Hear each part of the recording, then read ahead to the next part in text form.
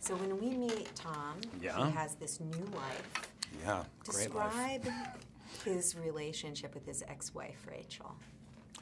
He's essentially being stalked by his ex-wife, Rachel, and trying to begin a new life with his current wife.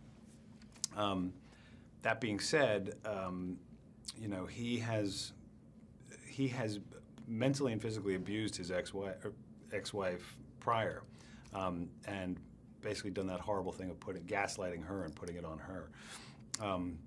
It's one of the things that I think is interesting about the character, in that he sees himself as this victim of women in general, sort of in capital letters. You know, like his ex-wife is you know, sort of showing up at unwanted times. His current wife is sort of the shell of a woman who he can kind of control.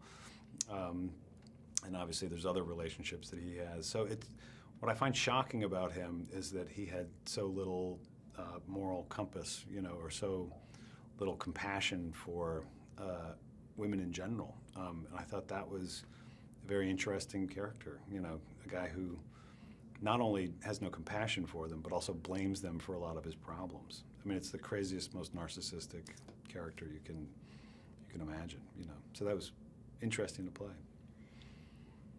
The audience is really kept guessing in this film, Mm-hmm. and part of it is that we have this unreliable narrator. Yeah.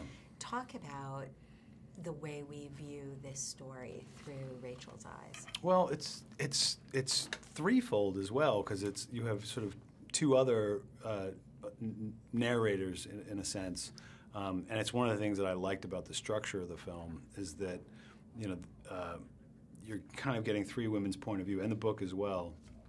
And then when you build in addiction or blackouts, you have these massive gaps and lapses where essentially anyone can implant on that person what actually happened that night. So it could be me, it could be the detective, it could be, you know, Allison Janney's character, or it could be, you know, anyone. And it's not only an unreliable narrator, it's an unlikable narrator as well, to a certain extent, even though she's a sort of a tragic figure. So I just loved that way of dealing the deck. You know, it's not a straight narrative with a beginning, a middle, and an end.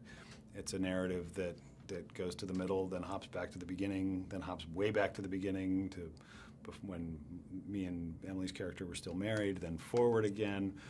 And then within that, these sort of bouts of drinking that, you know, as she sort of begins to sort of twirl down the drain, trying to get clarity around this thing, this event that takes place. And finally, you know, in the end, it's sort of it's a triumphant story for her, you know, in that she finally is able to make sense of her life, not just her life, but her previous marriage and all the ways in which she had been blamed for things that she shouldn't have necessarily been blamed for. Emily gives such a layered and Stunning. beautiful. Gorgeous. Talk about her performance. Wow, she's just a wonderful, wonderful actress. You know, I mean, she's just a great actress, and she's that perfect combination of at least working with her, where she's not taking herself too seriously. All she's trying to do is sort of honor the text and enjoy herself doing the work, which she does both beautifully.